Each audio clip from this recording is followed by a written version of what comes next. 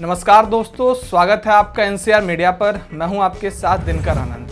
दोस्तों, आज की जो वीडियो है वो सोनू सूद को लेकर है और ये एक राजनीतिक विश्लेषण कह लीजिए आप इस वीडियो को।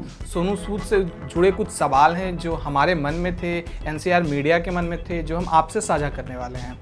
सोनू सूद से जुड़े पहला सवाल हमारे मन में ये है कि हम सब ने देखा बहुत साथी कोरोना की पहली लहर में अपने अपने हिसाब से समाज सेवा करने की कोशिश कर रहे थे। बाहर निकलते ही पुलिस डंडा घुमाती हुई दिखती थी।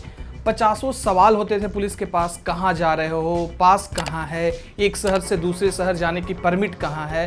राज्य से बाहर निकलना तो दूर की बात थी, लेकिन उस माहौल में सोनू सूद बेरोक टोक काम कर रहे थे, या यूँ कह ले कि उन्हें हर किस्म की पास परमिट सब फटाफट मिल जा रहा था।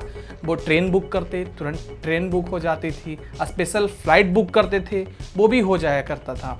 सब कुछ पलक झपकते होता था, मानो सरकार की सभी एजेंसीज व ऑफिस सोनू सूद की एप्लीकेशंस का ही इंतजार कर रही थी। अब मेरे मन में कुछ सवाल है, कैसे, क्यों सोनू सूद को ही यह विशेष सुविधा क्यों थी, बाकी लोगों को क्यों नहीं थी? और भी सारे सेलिब्रिटी हैं, सोनू सूद से ज़्यादा पैसे वाले भी सेलिब्रिटी हैं, उन्होंने ऐसा क्यों नहीं किया? आपको अगर याद हो तो प्रियंका गांधी ने भी यूपी के मजदूरों के लिए बस भेजी थी। याद है ना क्या हुआ था? राहुल गांधी और यूथ कांग्रेस के श्रीनिवास ने भी मजदूरों को मदद की। याद है ना उस मदद में भी कितने रोड़े अटकाए जाते थे। स्पेशल फ्लाइट की सुविधा लॉकडाउन में एक शहीद फौजी के शव को उसके घर तक भेजने की नहीं हो पाई थी, क्योंकि फाइल एक मंत्रालय से दूसरे मंत्रालय में घूमती रह गई। लेकिन सोनू सूद के रिक्वेस्ट पर पलक झपकते ही फाइल पास, स्पेशल फ्लाइट सुविधा मिल गई। सोनू सूद गरीबों की मदद कर रहे थे, अच्छी बात है, मदद चाहे काला चोर भी करे तो उसमें कोई हर्ज नहीं है। फिर प्रियंका गांधी और राहुल गांधी व श्रीनिवास की मदद लेने में क्यों अड़ंगे लगाए जाते थे? वो भी तो मदद ही करना चाहते थे ना। दुर्भाग्य यही है कि कांग्रेस में कोई रिसर्च विंग नहीं है जो अपने कैडर को ट्रेनिंग दे, उन्हें पॉलिटिकल इंटेलिजेंस या फिर सोशल वारफेयर के बारे में समझाए और ये क्या बला है उनको अच्छे से इसके बारे में बताए। इस सब्जेक्ट में खुद कांग्रेस की कोई रुचि नहीं है।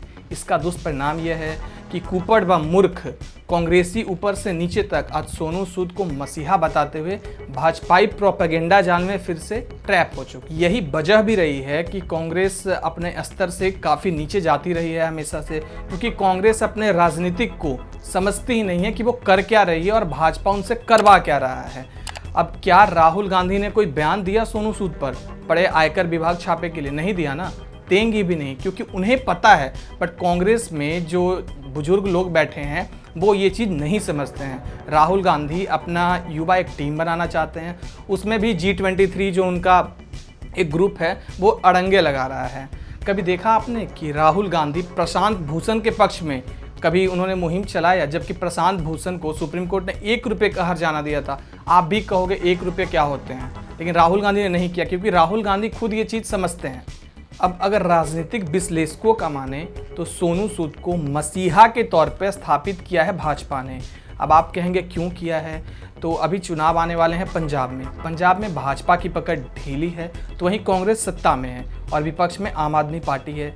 अब सोनू सूद को कोरोना के बाद से मसीहा के तौर पे देखा जा रहा है, हर लोगों के दिल में सोनू सूद छाए हुए हैं, तो कहीं ना कहीं आम आदमी पार्टी को इसका फ़ायदा होगा। और अगर आम आदमी पार्टी को फ़ायदा होगा तो पंजाब में बढ़त मिलेगी आम आदमी पार्टी को, शायद सत्ता में भी आ सकती है।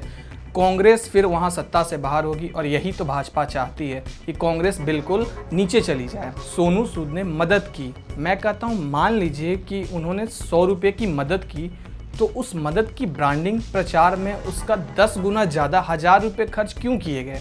किसने खर्च किए? क्या उन्होंने खुद से किए? अगर वो काम कर रहे हैं तो खुद से नहीं करेंगे, पूरी दुनिया उन्हें ऐसे ही जान जाएगी। उद्देश्य क्या था उनके इस खर्चे के पीछे? अच्छा, एक और सवाल, अपने आसपास देखिए, आप टटोलिए, कितने भाजपाई संगी सोनू सूद के बचाव में आपको सोशल मीडिया पे या कहीं मीडिया में नजर आ रहे हो? आपको कहीं भी एक भी लोग नहीं मिलेंगे।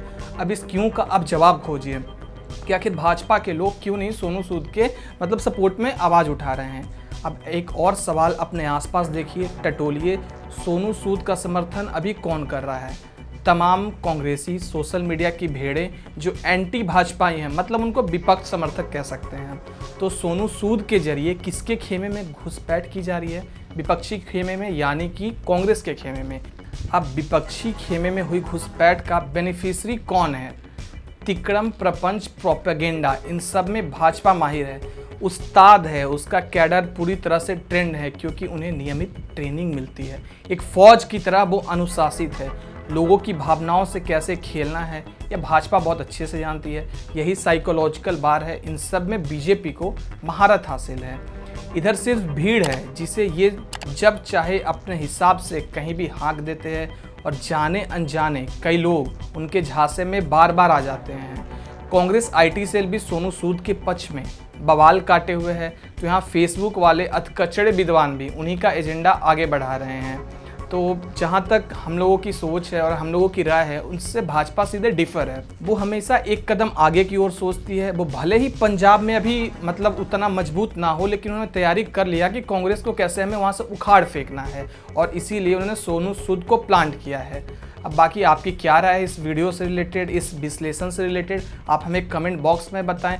और एक बार गौर कीजिएगा, जो सवाल मैंने आपको बोले हैं उस पर ध्यान दीजिएगा। बाकी देश दुनिया की तमाम खबरों के लिए बने रहे एनसीआर मीडिया के साथ। धन्यवाद।